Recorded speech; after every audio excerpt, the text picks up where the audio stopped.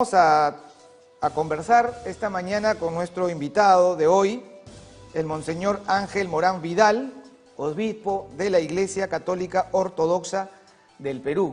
Ustedes recordarán, y nosotros también hemos emitido una noticia respecto a una denuncia que viene de ciertas autoridades de la Iglesia Católica de la existencia de sacerdotes falsos, ¿no?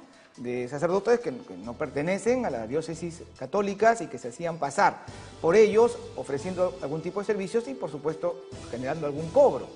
Bueno, en este saco de sacerdotes falsos que probablemente existan, también han metido a representantes, a autoridades eclesiales de la Iglesia Católica Apostólica Ortodoxa, que creo que ese es el nombre oficial de la Iglesia, que tiene varias congregaciones en el Perú, y nosotros estamos acompañados ahora del Monseñor Ángel Morán para que nos aclare esto y así podamos distinguir, ¿verdad?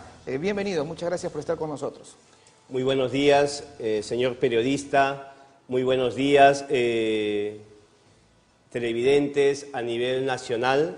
Quien habla es Monseñor Ángel Ernesto Morán Vidal, obispo de la Iglesia Católica Apostólica Ortodoxa del Perú, la misma que se encuentra actualmente en relación oficial con el Patriarcado Sirio Ortodoxo de Antioquía, con sede en Damasco, cuyo patriarca es Su Santidad Mor Ignacio Efrén II, y estamos bajo el cuidado pastoral del nuncio apostólico con sede en Brasil, Mor Tito Paulo Tusa, de los cuales ellos tienen conocimiento de esta entrevista. Ahora, sería importante, Monseñor, conocer un poco más de su historia. Se produce un cisma importante en la Iglesia Católica después de los primeros 1000 años. Cuéntenos un poco cuáles son estas dos ramas, porque si bien entendemos que los dogmas católicos romanos son muy similares a lo de la Iglesia Ortodoxa, alguna que otra variante, pero la gran diferencia está en que no siguen la autoridad papal desde Roma. Cuéntenos un poco sobre este aspecto histórico. Así es. Bueno, como es bien sabido, la Iglesia de Cristo empieza con Cristo. Y empieza justamente en Oriente, en Jerusalén, segundo patriarcado, y por qué no decir el patriarcado apostólico, toda vez de que los apóstoles comenzaron su misión, fue en Siria, Antioquía. Cabe mencionar también que por primera vez, cuando se les dio el nombre de cristianos a los cristianos, fue en Antioquía. Y por primera vez, cuando se dio el nombre de católico, también fue en Antioquía. Y el promotor de ello fue San Ignacio de Antioquía. Es así que al transcurrir el tiempo, en el año 1054, se dio un gran cisma, básicamente por problemas más que de doctrina, por situaciones políticas. Pero con Pablo VI, la Iglesia volvió a ser una en la doctrina y en la fe, pero administrativamente independiente, con los 5 grandes patriarcados originales. Entonces, ¿y en el Perú están establecidos desde cuándo? En el Perú estamos establecidos hace 5 años y básicamente la relación que actualmente tenemos oficial con el Patriarcado Sirio Ortodoxo de Antioquía es desde el año 2015. Ahora, la relación con la Iglesia Católica es muy cercana, muy íntima, ¿no? Los une prácticamente los dogmas más importantes de la Iglesia Católica. ¿Qué nos puede decir al respecto? Sí, puedo decir que lo que nos une con la Iglesia Católica Romana es la fe y la doctrina, pero cabe destacar que administrativamente la Iglesia Católica Romana depende de nuestro hermano mayor, como es Su Santidad el Papa Francisco, y nosotros dependemos, en este caso específico, de nuestro patriarca Ignacio Efrén II, el mismo, como podrán apreciar, está al lado pues del Papa, toda vez de que son hermanos en Cristo. De acuerdo. Ahora, esta confusión, ¿por qué cree usted que se ha dado? Porque lo que ha hecho la Iglesia Católica es distinguir, ¿no?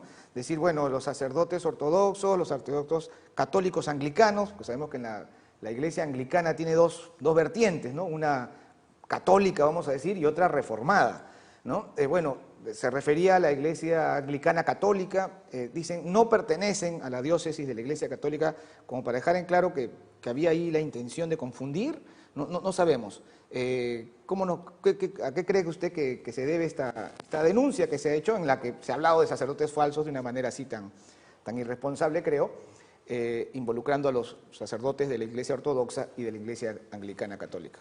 Bien, quien habla desconoce a las otras personas en las cuales se ha involucrado en el medio de comunicación de Perú 21, pero me sorprende y sorprende a todos los fieles a nivel nacional y mundial que hayan consignado mi foto y mi nombre y diciendo de que soy falso sacerdote. Cabe aclarar que yo no solamente soy sacerdote, sino soy el obispo, soy la cabeza de la Iglesia Católica Apostólica Ortodoxa del Perú, la misma que se encuentra en relación oficial con el Patriarcado Sirio Ortodoxo de Antioquía.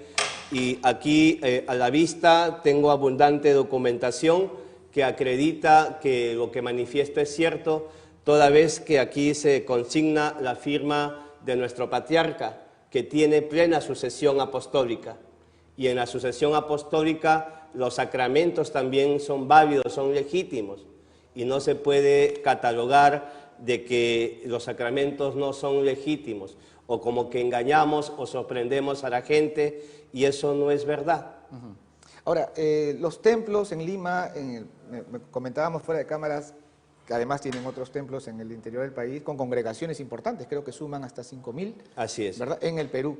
¿Están, digamos, de alguna manera identificados como iglesia ortodoxa? Quizás por ahí viene la suspicacia de creer que hay un intento de sorprender al común de las personas. Cabe mencionar que aquí en el Perú existe también la Iglesia Ortodoxa del Patriarcado de Constantinopla.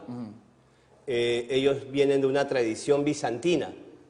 Nosotros venimos del Patriarcado Sirio Ortodoxo de Antioquía, cuyo patriarca del Patriarcado de Constantinopla es su Santidad Bartolomé I, y nuestro patriarca es Ignacio Efrén II.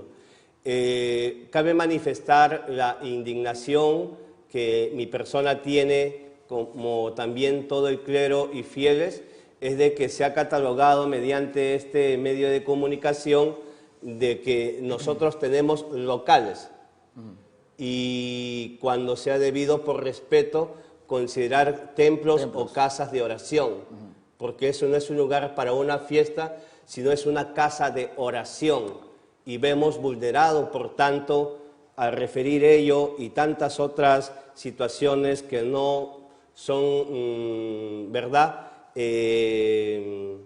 nos sentimos vulnerados en cuanto a nuestros derechos a la libertad de culto y a distintos derechos constitucionales e internacionales. De acuerdo, desde aquí tenemos que hacer una autocrítica, porque los periodistas muy poco nos educamos en estos aspectos, y por ignorancia cometemos gruesos errores, gruesos errores.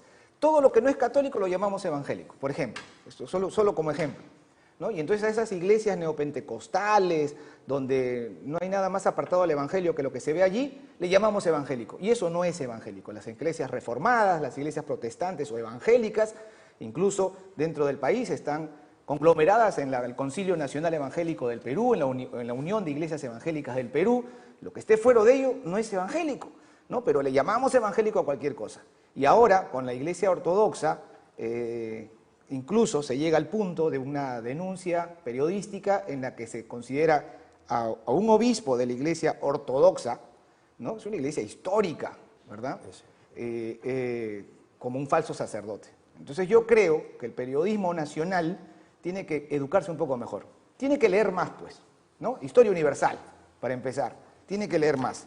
Así que, y si vamos a tratar de un tema sobre esa naturaleza, por lo menos para tratar el tema nos empapamos mejor, ¿no? Bueno, muchísimas gracias, Monseñor, por su presencia con nosotros. No sé si tiene un mensaje final muy breve. Sí, cabe destacar de que el día de hoy vamos a notificar mediante una carta notarial al periodista que ha promovido todas estas noticias falsas para que se pueda rectificar en el plazo de 24 horas.